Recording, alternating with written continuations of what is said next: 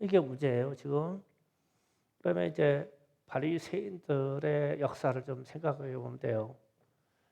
바리새인들이 어디에서 발생한 사람들이냐면 바벨론 포로로 끌려갔을 때 외국 땅에서 노예 생활할 때 우리가 왜 이렇게 외국의 노예를 봐서 고생하는가? 하나님의 말씀을 떠났기 때문이다. 그래서 서기관들, 바리새인들, 사두개인 이런 사람들의 그 파가 성경을 그렇게 몰두해서 연구했어요. 이 사람들이 바리새인들입니다. 그래가지고 이 사람들이 이제 70년 후에 이스라엘로 다시 돌아왔어요. 예루살렘으로 돌아왔을 때 예루살렘에 들어와서 이 종교 개혁의 일을 합니다. 철저하게 개혁합니다. 집에 있는 종들도 놔주고 이방인과 결혼한 사람들은 이방인 여인들을 다시 내보내고 이방인 사이에서 태어난 아이들도 내보냈어요. 그래서 철저하게 회개를 했죠. 생활을 고쳤어요. 그래서 하나님이 이들에게 은혜를 주시고자 했죠.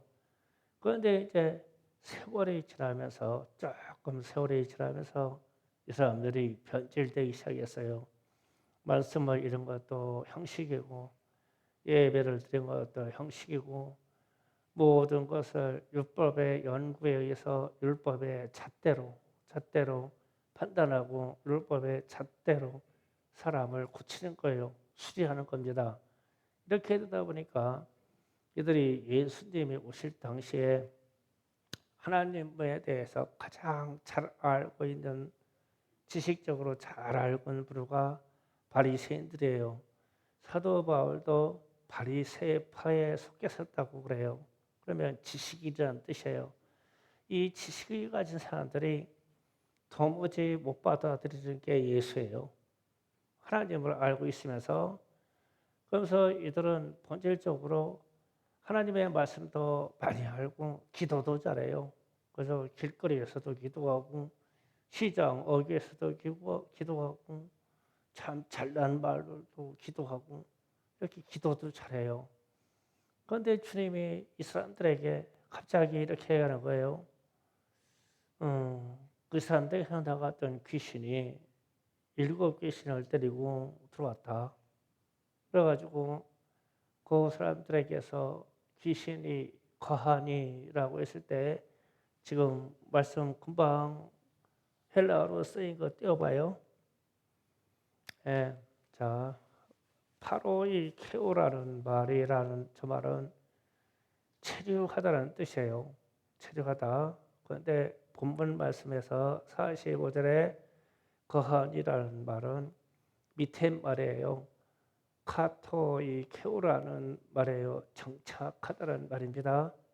그러니까 귀신이 사람들에게 들어왔다 나갈 수도 있고 귀신의 영향을 받을 수 있어요. 이런 경우에는 체류하는 거예요. 왔다가 빠져나가고 말씀이 들어오면 빠져나가고 예수의 이름이 들리면 빠져나가고 예수의 피 그러면 빠져나가요. 그런데 문제는 정착하는 거예요. 7 귀신이 들어와서 장기적으로 영구적으로 정착했다는 게 본문 말씀이래요. 그러면은 사람에게 들어와서 7 귀신이 정착해 버리면 말씀에 있어서 그 사람 나중 형편이 전보다 더욱 심하게 들으니라. 이 악한 세대가 또한 이렇게 되리라. 그러면 이거 심각한 문제가 돼요. 바리새인들은 자신들이 하나님을 잘 섬긴다고 생각했어요. 말씀도 많이 안다고 생각했어요. 공부도 많이 했다고 생각했어요. 기도도 많이 했다고 생각했어요. 또 기도도 잘했다고 생각했어요. 그런데 주님이 지금 이러는 거예요.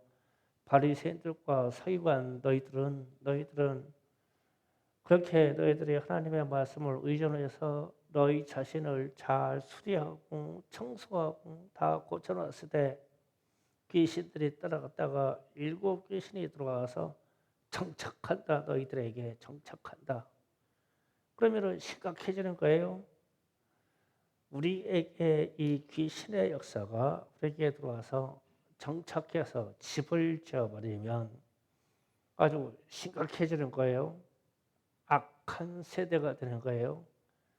제가 왜 이 일곱 귀신의 역사와 악한 세대를 자꾸 얘기하냐면, 악한 세대가 무슨 범죄를 그렇게 많이 해서 악한 세대냐, 하나님을 거역해서 악한 세대냐, 예배를 등한시했다고 악한 세대냐, 꼭 그런 거는 아니다. 지금 보면 이 바리새인들의 상태는 이 사람들이 하나님을 잘 섬긴다고 생각했어요. 진짜로 옆에서 보면 잘 섬겨요. 율법 하나를 600여 가지로 나누어서 그렇게 철저하게 하나님의 말씀을 지켰어요. 11조를 드렸는데도 근처에 11조까지 드렸다고 그래요. 그러니까 풀뿌리의 숫자도 세서 그것으로 11조를 드렸다니까 얼마나 철저하게 11조를 드린 사람들이에요. 그런데 이 사람들에게 악한 세대라고 칭하시고 일곱 귀신이 들어갔다는 거예요. 그러면 무슨 문제가 있는가요? 이 사람들에게. 이런 문제예요. 바리새인들도 우리도 모두 하나님을 믿고 하나님의 말씀을 붙잡고 있어요. 우리도 마찬가지예요. 그런데 무엇이 문제인가를 생각해야 돼요. 바리새인들도 수시로 형식적이지만 회개를 잘했어요. 그래서 비워지고 청소하고 수리되고 그랬어요. 그런데 왜 이 자리에 일곱 귀신이 들어가서 정착하느냐는 거예요. 우리는 이 문제를 생각해야 돼요. 하나님의 나라에 대한 올바른 헌신이 없을 때 일곱 귀신이 들어가요. 즉 일하지 아니하면 일곱 귀신이 역사해요. 이거 심각하게 생각해야 돼요. 하나님을 섬기는 게 형식적일 때 일곱 귀신이 들어가요. 귀신들도요, 예수 적당히 믿는 사람을 참 좋아해요. 그냥 예수 안 믿는 거는 그냥 밥이니까 괜찮아요. 적당히 믿고 형식적으로 믿는 사람을 참 좋아해요. 그래서 일곱 귀신을 데리고 오는 거예요. 하나님의 일이 멈춰졌을 때 일곱 귀신의 역사예요. 이거 잘 들어야 돼요. 무슨 의미냐면은 우리가요 전도하지 않으면요 성령 충만할 일이 없어요. 우리가 전도하지 않으면 성령의 은사가 우리에게 필요가 없어요. 우리가 선교하지 않으면요 성령의 일이 우리에게 필요가 없어요. 하나님이 그 일을 하라고 했잖아요, 주님이. 그러면 이 일이 멈춰지면 가장 좋아하는 게 마귀예요. 그래서 우리에게 일곱 귀신 역사예요. 그래서 우리 자신이 하나님의 일을 열정적으로 하면 성령님이 도와주셔요.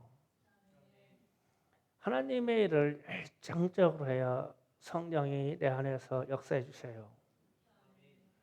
하나님의 일에 내 목숨까지도 걸면 하나님이 내 목숨을, 우리의 생명을 보장해 주셔요.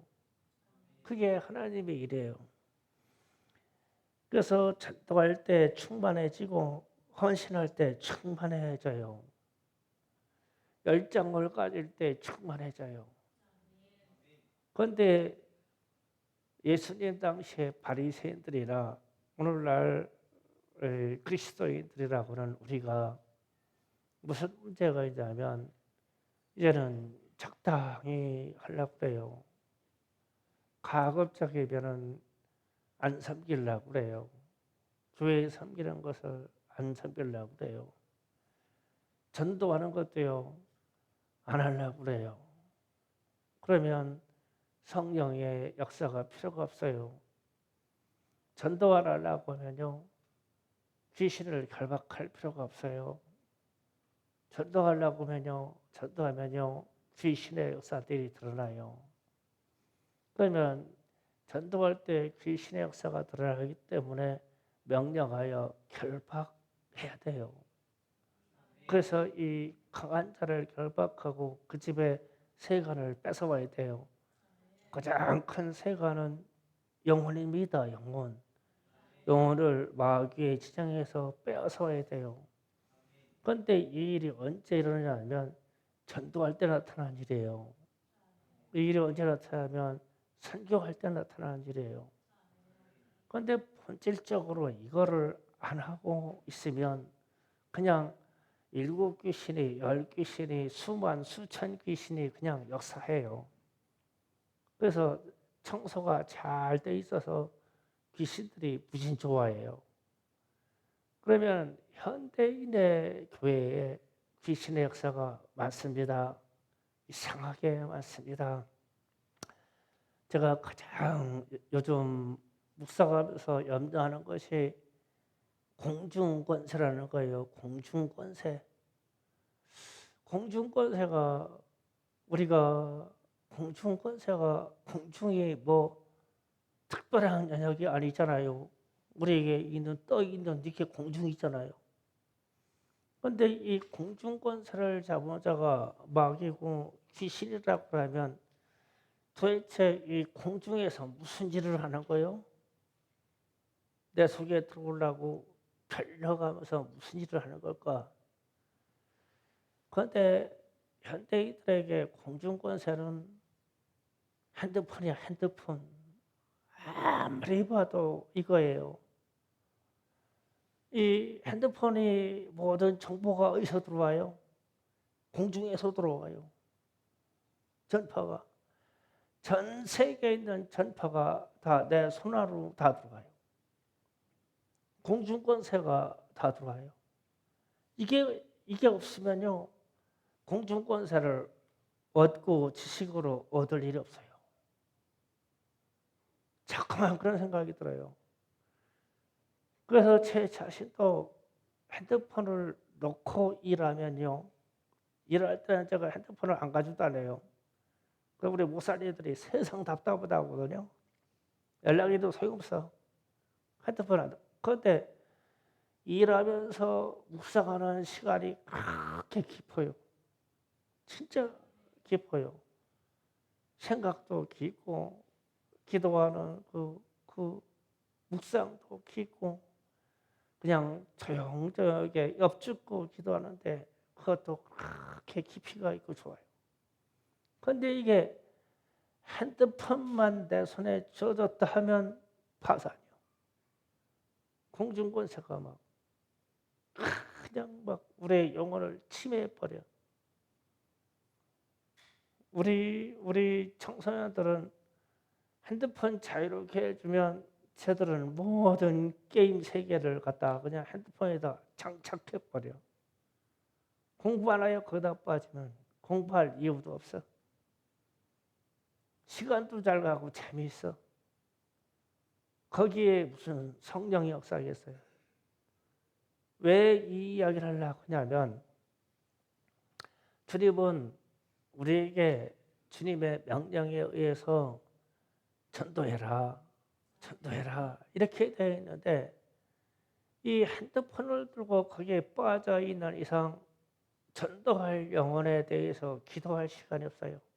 시간이 안 나와요. 시간이 얻어지지도 않아요. 참 핸드폰이 재미있어요. 기도할 이유도 없어요. 그래서 우리가 전도하는 행위에 연락망 때문에 핸드폰을 사용하고 우리가 있는 정보를 얻기 위해서 핸드폰을 사는 것은 얼마든지 찬성하나 내가 핸드폰으로 말미암아 모든 시간 중에 상당한 시간이 핸드폰으로 말미암아 빼앗기고 있다면 우리는 마귀의 권세이자 공중 권세에 지금 지고 있는 거예요. 어마어마한 일곱 귀신이요 수천 귀신이 우리의 눈을 통해서 다 들어와. 영상 보면서 음란 영상 보면 음란 귀신 다 들어올 것이고, 폭력 영상 보면 폭력 영상 다 들어올 것이고, 허영과 허례허식하는 그 좋은 옷, 좋은 음식 이런 것들 보면 그런 말면 막 허영의 영이 다 들어와요. 어쩔 수 없어요. 우리는 보고 듣는 대로 내 안에 들어오게 돼 있어요. 그런데 말씀 보고 말씀 묵상하고 주님의 이름을 불러 기도할 수 있는 시간이 그만큼 없다는 뜻이 되죠. 그러면 오늘날 예수님 당시에는 말씀이라도 붙잡고 충만한 바리새인들이 예수를 받아들이지 않아서 그들에게 악한 세대라고 거라고 주님이 결정지어서 말씀하셨다면, 오늘날 예수 믿는다고 하고 오늘날 기도한다고 하는 기독교인들에게 주님이 똑같이 이 세대가 악한 세대라고 그러면 어떤 상태에 있는 사람일까? 어떤 사람일까? 주님의 말씀대로 사라지고 주님의 말씀대로 전도와 생명에 대한 열정을 갖고 있고 주님의 말씀대로 그렇게 선교의 열정을 갖고 뛰고 있느냐는 거예요. 그렇지 않으면 우리도 바리새인들과 똑같은 주님의 보시기에 악한 세대일 수밖에 없어요. 무언 쓸모 있는 사람이냐는 말이에요. 하나님의 나라에 무언 쓸모 있는 사람이겠느냐는 거예요. 그러더라고요.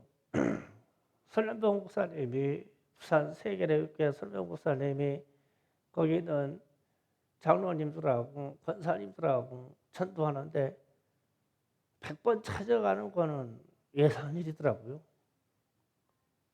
뭐 교회 나올 때까지 찾아가더라고요. 그 예산이더라고요. 그런데 교회에서 일반도 지원해 주지 않는데요. 다 자기 자비로 한대요. 참 우리는 이러면 교회 그만둘 거예요 다. 아니지, 이제 지금부터 열정을 가지면 되지. 그래야 성령 역사가 나타나요. 그래야 충만해요. 이 전도 시간이 진짜 없어요. 큰일 났어요. 전도 시간이 없어요. 지금 미국이나 캐나다 난리예요, 난리. 막 동성애법이 통과된 것과 동시에 마약이 허용되는 법안이 주마다 캐나다도 통과되죠. 청소년들이 일을 않고 다 그냥 마약 먹고요. 막 밴쿠버 막 뒷골목에 막 난리더라고요. 막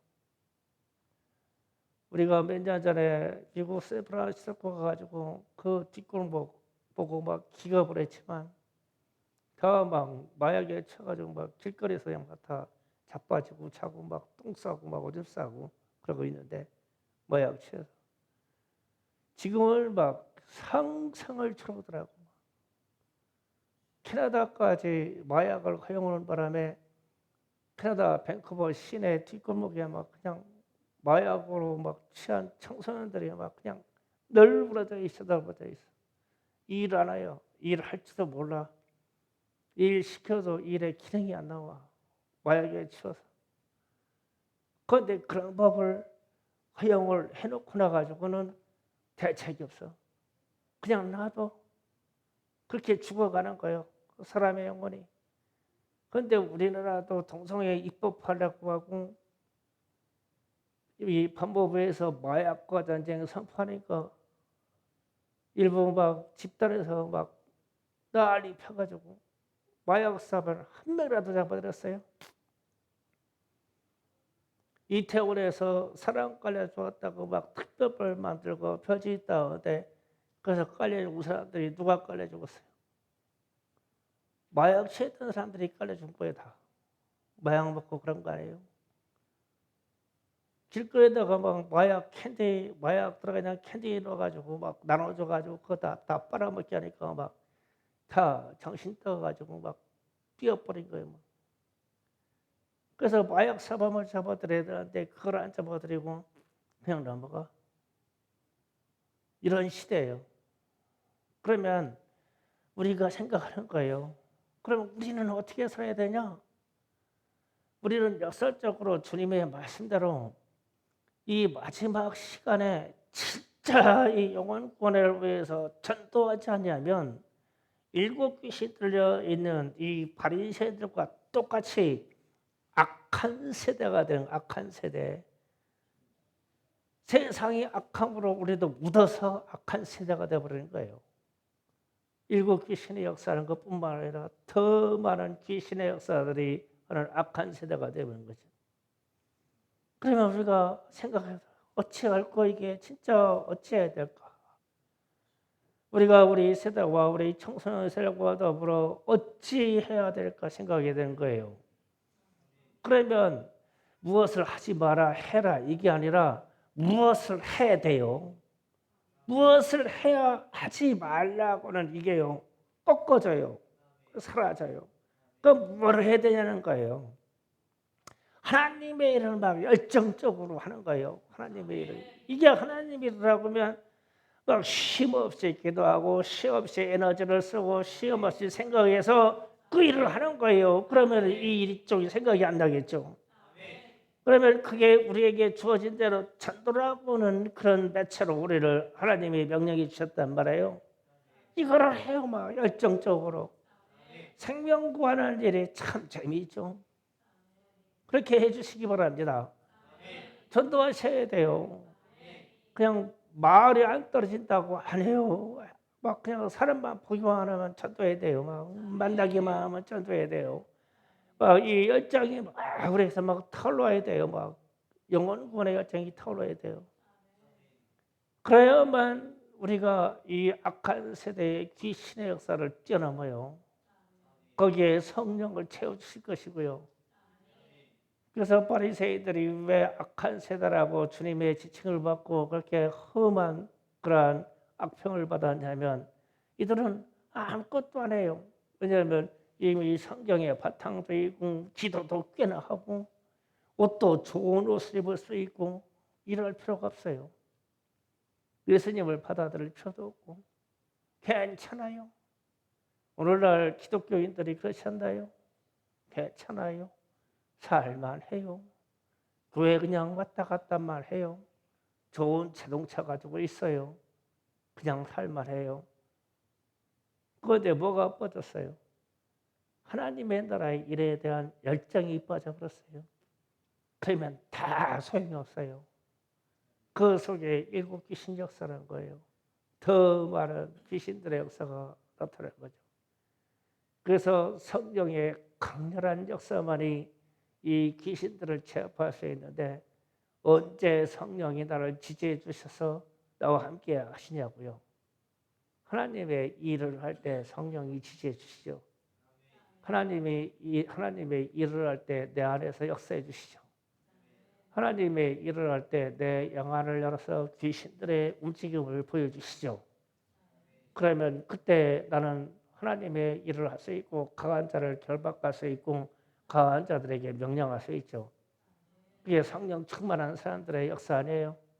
예, 방법이 없어요. 우리는 적극적으로 헌신해야 되며 적극적으로 전도에서 하나님의 일을 더 해야 되며 열정을 가지고 하나님의 일을 해야 돼요. 이 길밖에 없어요. 하나님의 일을 하나님의 나라를 위하여 그의 나라의 의를 구하기 위해서 열정적으로 일합시다.